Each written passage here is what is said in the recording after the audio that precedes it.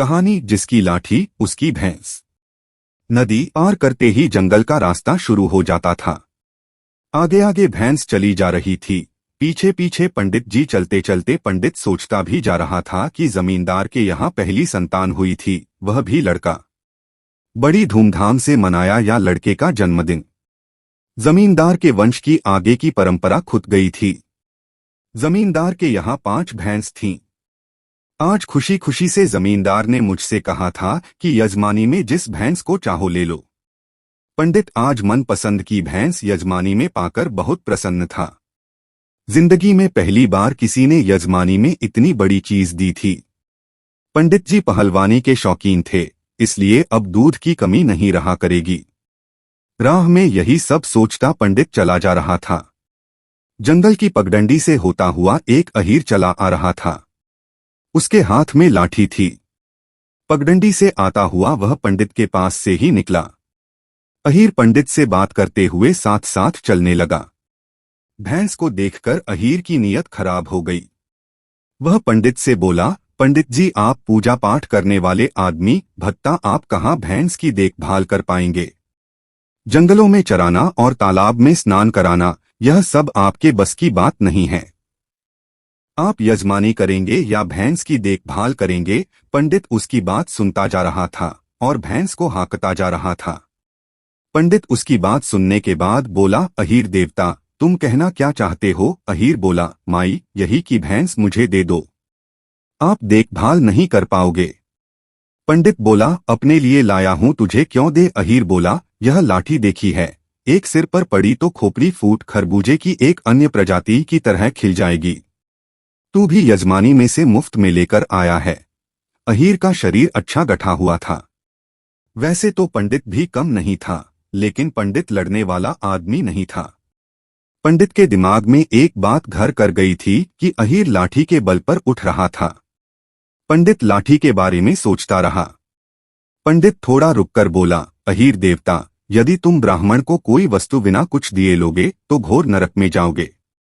भैंस ले रहे हो तो कुछ तो देना ही पड़ेगा। अहीर बोला, पंडित जी मेरे पास तो कुछ नहीं है। घर होता तो और बात थी। उसने जेब में हाथ डाला तो कुछ नहीं निकला। पंडित की नजर लाठी के ऊपर थी।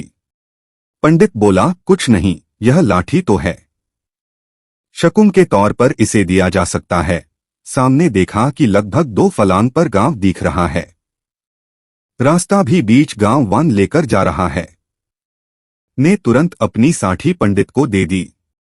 भैंस तो रास्ते पर चल ही रही थी। पीछे पीछे ये दोनों बातें करते वन चले जा रहे। वन अहीर खुश था कि भैंस मेरी हो गई। असर कभी कभी हाथ समाने हुए हाथ लगा देता या भैंस के गांव में थोड़ी दूर पहुंचते ही एक मिठाई की दुकान मिली। यहाँ कुछ लोग वन हुए थे।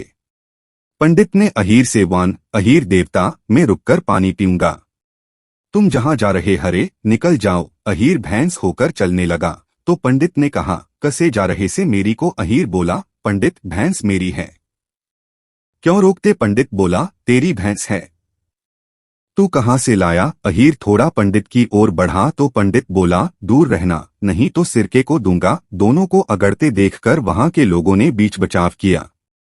तू मैं की आवाज सुनकर तमाम लोग आ गए। मुखिया का घर सामने ही था। वे पर थे। झगड़ा देखकर भी आ गए। एक ने कहा, थोड़ा रास्ता दो। मुखिया आ गए, अभी निपटारा होता है। एक ने बगल से चारपाई लाकड़ा दी। मुखिया उस पर बैठ गए। मुखिया ने पूछा, क्या बात है। दुकान पर बैठे लोगों ने बताया कि दोनों बातें करते चले जा रहे थे। यहां आते ही दोनों प्रगड़ने लगे। जो ये लाठी लिए हैं, इसने इससे कहा कि मैं थोड़ा रुकूंगा, तुम्हें जहां जाना हो जाओ। इतने पर खाली हाथ वाला बोला कि यह भैंस मेरी है। दोनों झगड़ने लगे। मुखिया ने दोनों की ओर देखा, फिर अहीर की तरफ देखते हुए कहा, भाई लाठी इसके हाथ में है, भैंस को हाँकता यह ला रहा है, तुम खाली हाथ आ रहे हो, फिर तुम्हारी भैंस कैसे हो गई। अहीर तुरंत बोला, यह लाठी मेरी है। इस बात पर मुखिया ने पूछा, तेरी लाठी है तो इसके हाथ में कैसे जा गई, झूठ बोलते हो। अहीर बोला, लाठी पहले मेरी थी, मैंने भैंस के बदले में लाठी दी है। अहीर की यह बात सुनकर सब लोग हंस पड़े। बात जो मजेदार थी, हर कोई जानना चाहता था कि यह मामला क्या है। मुखिया ने जब पंडित से पूछा तो उसने पूरी घटना सुना दी। सुनते ही अहीर के चेहरे पर हवाइयां उड़ने लगीं। मुखिया ने कहा, अहीर तो मेरे गांव में भी हैं, पर ऐसा वाकया तो पहली बार सुन रहा हूं। ब्राह्मण की यजमानी की चीज भी नहीं छोड़ी तूने। इतना कहकर मुखिया ने सोचा कि लाठी ब्राह्मण देवता के पास ही रहने दो। अहीर को दिलवाने से पंडित निहत्था हो जाएगा और आगे रास्ते में फिर बदमाशी कर सकता है। मुखिया ने अहीर से कहा, देख रहे हो लाठी किसके हाथ में है? जिसकी लाठी उसकी भैंस।